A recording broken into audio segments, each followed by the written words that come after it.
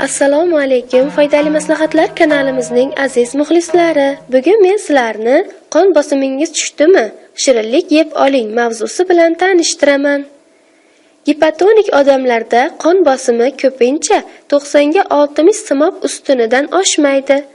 Agar qon bosimi mazkur ko'rsatkichdan tushsa, bemorlar bosh aylanishini va quvvatsizlikni his qilishadi.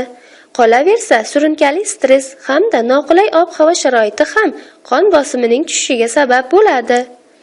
Agar qon bosimi doimo past bo'lsa, quyidagilarga amal qilish foydalidir. Kuniga 8 soatdan kam uxlamaslik, kechqurun oyoqlarni 10-15 daqiqa davomida ko'tarib yotish, xona havosini tez-tez shamollatib turish, ochiq havoda sayr qilish. Bosh aylanishi yoki yurak sanchig'i kuzatilsa, darrov shirinlik yeb oling. Undagi glukoza to'g'ri qonga tushadi va ahvolingiz yaxshilanadi. Darvoqe, bu holatda bir piyola shakarchoy ichishingiz ham mumkin.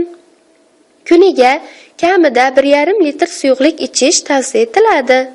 Suvsizlanish ham qon bosimining tushishiga olib kelishini unutmang. Kuz va qish oylarida limon, namatak, chakanda, chetan mevalari solib tayyorlangan damlamalar iching. Ular C vitamini manbaidir. Organizm tonusini oshirishda jenshin ildizi, limonoddan tayyorlangan tindirmalar ham foyda beradi. Oqsil B guruhi vitaminlariga boy bo'lgan jigar, sut sabzi, tuxum sarig'ini ko'proq iste'mol qilish ham gipotoniyada foydalidir. Gipotoniyadan aksariyat hollarda kam harakat insonlar aziyat chekishadi. Ayniqsa 35 yoshgacha bo'lgan ayollarda bu holat ko'p kuzatilishini aniqlashgan.